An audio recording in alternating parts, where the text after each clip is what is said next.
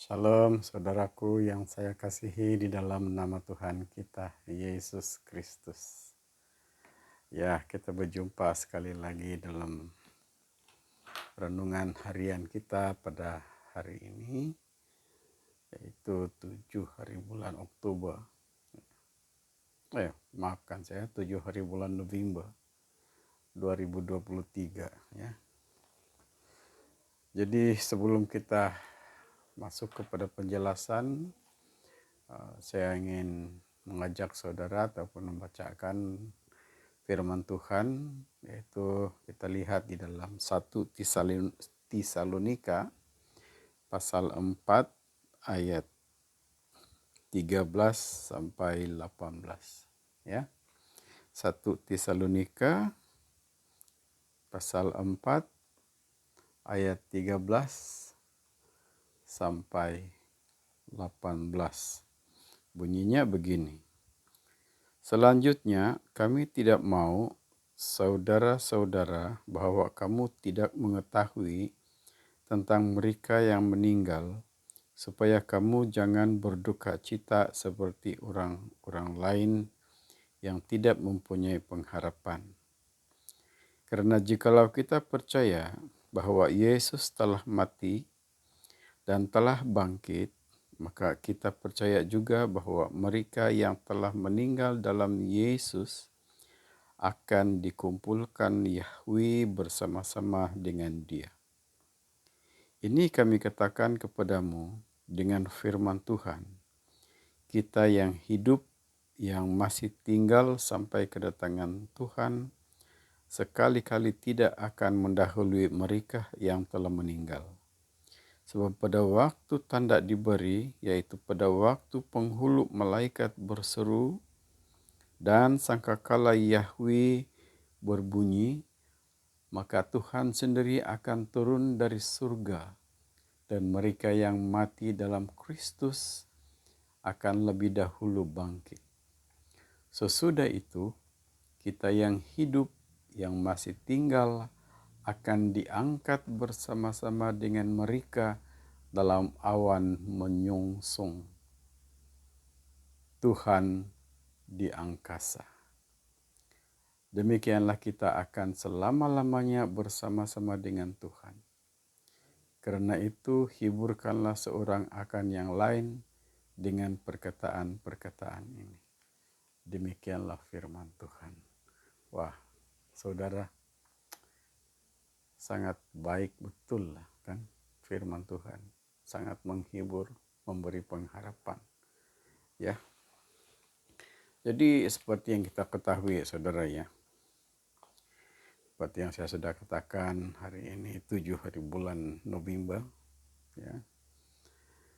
Saya awal bangun tadi dan menikmati suasana subuh ya. Suasana subuh itu kadang-kadang ada waktunya kita berperang. Ya, berperang dengan roh-roh jahat yang coba mengganggu kita apabila kita bangun ya. Tapi kita biarkan dulu itu ya. Kita masuk kepada peristiwa ataupun ya perkara-perkara dalam bulan Oktober yang lepas. Saya banyak sekali menerima berita kematian rekan-rekan saudara-saudara. Dan sudah tentu mereka keluarga yang ditinggalkan akan menerima ucapan salam takziah dan semoga dikuatkan.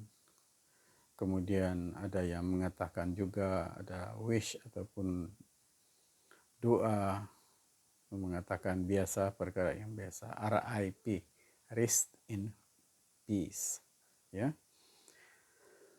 Oke, kita perlu juga belajar kenapa adanya kematian ya.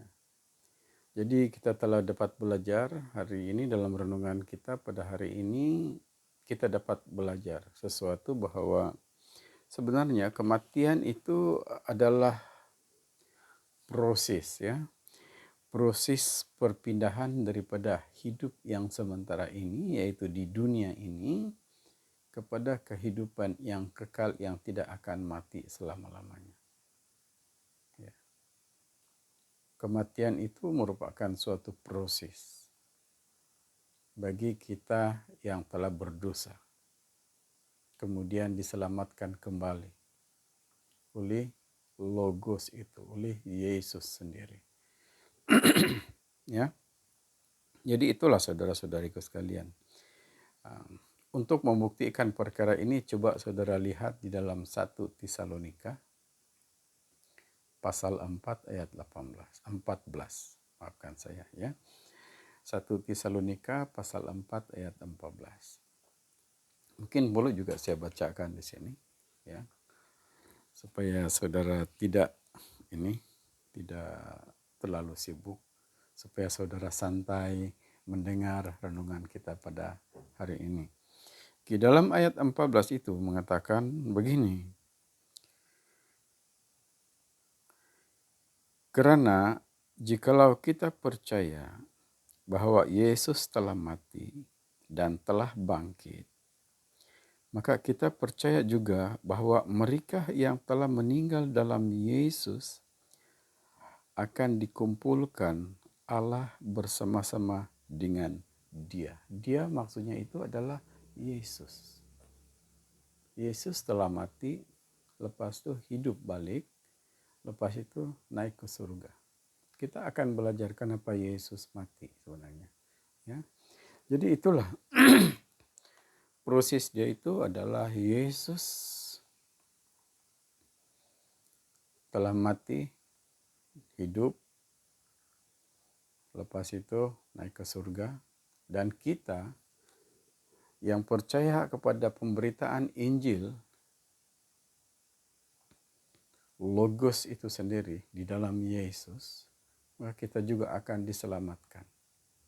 Artinya kita akan mati, tapi akan hidup kembali. Sekurang-kurangnya roh kita itu ada kedamaian. Mari kita akan belajar ya tentang perkara ini. Oke. Sebenarnya kalau kita melihat kepada kematian Yesus, ya, itu adalah membuktikan tentang keilahian Yesus itu sendiri. Bukankah di dalam firman Tuhan sudah mengatakan bahwa Yesus itu adalah Elohim.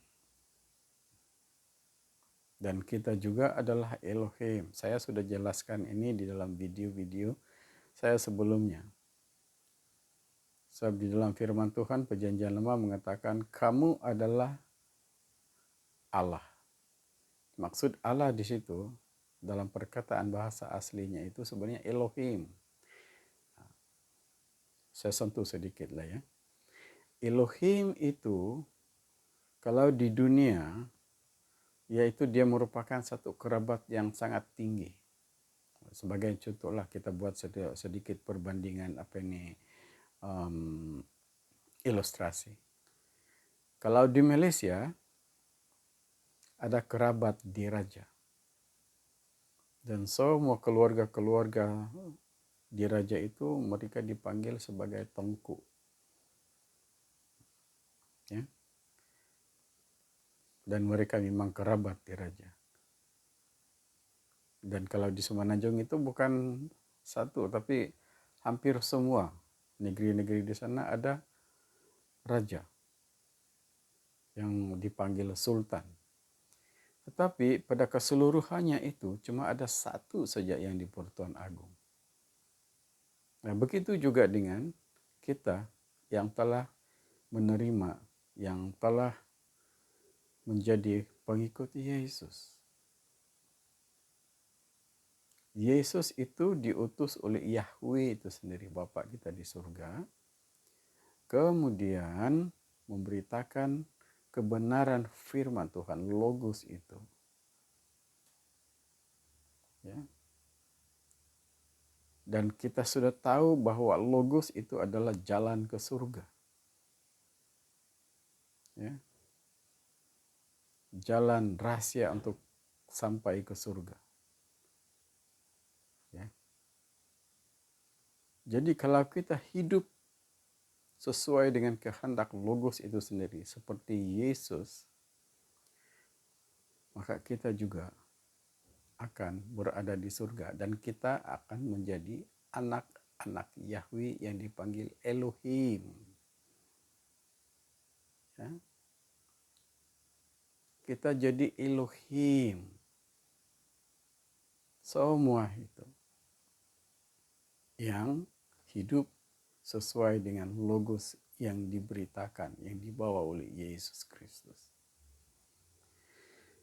Jadi itulah saudaraku, kehidupan dan kehebatan pengikut-pengikut Yesus itu sendiri. Ya. Oke. Tadi kita sudah bercakap tentang keilahian Yesus, ya. Tanda keilahian Yesus ialah dia seorang yang tidak berdosa. Hidup tanpa dosa. Apa bukti bahwa Yesus hidup tanpa dosa? Dia tidak mati. Ya. Apabila saya katakan dia tidak mati, Yesus tidak mati, sudah pasti ramai yang mengatakan, jadi yang dia mati di atas kayu salib dan dikuburkan, bangkit pada hari ketiga, sebenarnya itu bukan kematian. Perkara itu sebenarnya adalah menyempurnakan misi penyelamatan Yesus itu sendiri. Ya. Tapi sebelum itu kita kena masuk dulu, cuma ada 3 sebenarnya orang yang langsung tidak berdosa.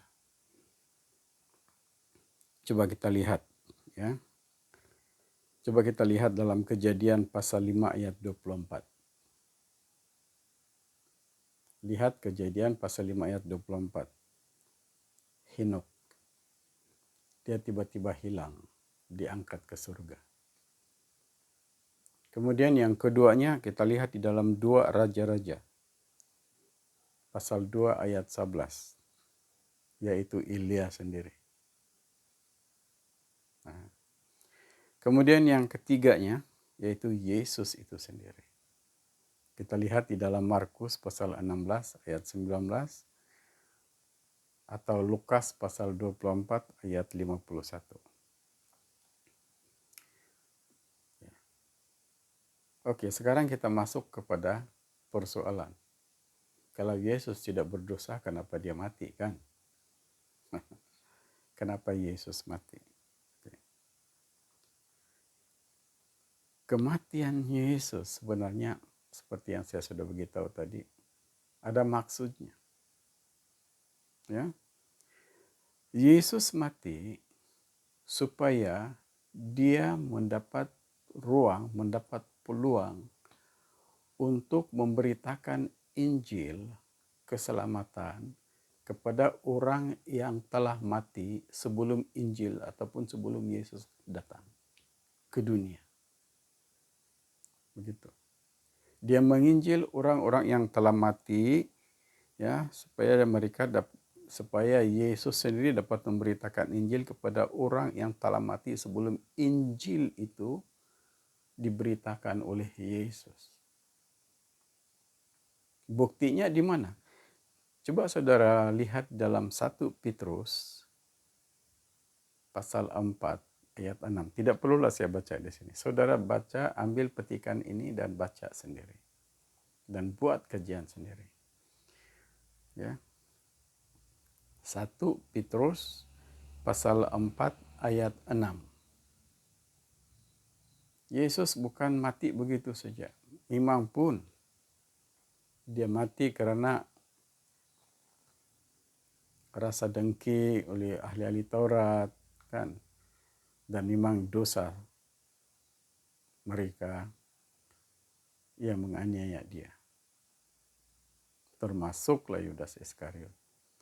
Tapi di sebaliknya itu, Yesus mengambil peluang itu di dalam roh untuk memberitakan jalan keselamatan kepada mereka ataupun roh mereka yang telah mati sebelum Yesus datang ke dunia sebagai utusan pada waktu itu. Maksudnya sebelum Yesus lahir, sebelum Yesus menyempurnakan penyelamatan itu. Nah, itulah sebenarnya tujuan kematian Yesus. Sebab keselamatan itu bukan sekadar di atas kayu salib ataupun karena dia mati, bukan. Keselamatan itu sebenarnya daripada Injil yang dia beritakan. Ya. Injil keselamatan itu. Oke, itu yang pertamanya. Yang keduanya, kematian Yesus adalah penyempurnaan kepada misi penyelamatan. Saya sudah baca, saya sudah beritahu dalam perkara yang pertama tadi, tapi saya perjelaskan lagi lah ya, bahwa itu salah satu daripada pengisian kepada misi penyelamatan Yesus. Yesus bukan sekadar menyelamatkan manusia yang masih hidup, tetapi juga manusia yang telah mati. Roh manusia yang telah mati sebelum Yesus datang, sebelum Yesus lahir. Nah, bayangkan itu. Ya. Supaya penyelamatan bukan saja kepada orang yang hidup, tetapi juga kepada orang yang telah mati. Tetapi kalau orang itu telah mati setelah Yesus naik ke surga, dan dia tetap tidak percaya, tidak mengikut kepada Injil yang telah diberitakan, kepada firman Tuhan yang Yesus hidupi itu tidak ada lagi penyelamatan, saya percaya. Ya, tidak ada lagi pertobatan, saya percaya. Kalau dia mati, dia tetap mati di dalam dosanya. Ya. Oke, jadi itulah saudaraku sekalian. Injil itu diberitakan sebagai satu jalan penyelamatan. Logos itu dihidupi oleh Yesus. Yesus hidup sesuai dengan Logos itu sendiri, firman Yahweh itu sendiri. Dan semua manusia tahu pada waktu itu, Yesus hidup melalui firman Tuhan. Maksudnya sesuai dengan Logos itu sendiri. Sampai-sampai iblis pun mengetahui tentang hal itu. Ya. Oke, sebagai kesimpulan lah kan. Sebagai kesimpulan, sebenarnya jalan keselamatan untuk ke surga itu ataupun penyelamatan itu bukan sekadar setelah di dalam kematiannya Yesus. Tidak bermakna Yesus mati di atas kayu salib. Lepas itu apa saja yang kita buat tanpa hidup sesuai dengan firman Tuhan, sesuai dengan Logos yang dia beritakan itu, kita selamat? Tidak. Ya. Keselamatan untuk hidup kekal itu sebenarnya di dalam firman Tuhan ataupun Logos itu sendiri. Dan sekarang apa yang dikatakan di situ melalui Injil Kudus daripada Tuhan Yesus. Apakah Injil Kudusnya itu? Kasih. Kasih itu daripada Logos, daripada Torah, daripada hukum 10. Dihimpunkan di situ, dan di dalam Logos itu, di dalam Taurat Tuhan itu, di dalam Taurat yang diberikan oleh Yahweh kepada Musa itu, itulah dasarnya adalah kasih. Kasihilah Tuhan Allahmu, ataupun kasihilah Yahweh Bapa yang di surga itu dengan segenap akal budimu, segenap kekuatan, dan kasihilah sesamamu manusia seperti dirimu sendiri. Itu saja, Bapak. Orang Sabah bilang kasih, dan kita harus hidup sesuai dengan firman itu, logos itu sendiri. Maka Yahweh akan berkenan kepada kita sebagaimana Yahweh berkenan kepada Yesus. Itulah sampai-sampai ada orang yang mengatakan Yesus itu adalah Tuhan. Apa ini? Yahweh itu sendiri. Sebab Rasul Yohanes mengatakan pada mulanya adalah Logos, dan Logos itu bersama-sama dengan Yahweh. Dan Logos itu adalah Yahweh. Selepas itu dikatakan di situ menjadi manusia. Sebenarnya yang menjadi manusia maksudnya di situ sebenarnya adalah manusia yang bernama Yesus itu hidup kudus sesuai dengan apa yang telah dikehendaki di dalam logos itu sendiri. Sebab itu Paulus sendiri mengatakan Yesus telah mengusungkan dirinya. Sebenarnya dia telah mengusungkan seluruh pemikirannya itu dan hanya tertumpu kepada kehendak logos itu sendiri untuk dia hidup. Nah, kita sekarang ini itulah, baik kita yang masih hidup maupun yang sudah mati sebelum itu, kita telah menerima firman Tuhan itu, Injil itu. Ya. Jadi itulah saudaraku sekalian. Ya. Injil di dalam logos yang menjadi kehidupan Yesus adalah penyempurnaan. Ya. Penyempurnaan, keselamatan, dan penunjuk kepada kehidupan kekal di surga. Ya. Mungkin apa yang saya jelaskan di dalam renungan ini mungkin masih kabur-kabur ataupun samar-samar kepada saudara. Saya mohon kepada Roh Kudus itu. Ya, dia memberikan roh hikmat kepada saudara. Roh hikmat dan wahyu itu akan bekerja di dalam jiwa saudara. Sehingga Roh Kudus itu bebas berbicara kepada saudara untuk menyatakan renungan kita pada pagi ini. Maksud yang disampaikan oleh firman Tuhan dalam renungan kita pada pagi ini, pada hari ini. Ya. Dan kalau saudara telah diberkati oleh renungan kita pada pagi ini atau hari ini, jangan simpan, tapi beritakan juga kepada orang lain. Ya. Salah satu caranya saudara belilah subscribe kepada channel kita ini, yaitu channel Borneo for Jesus. Ya.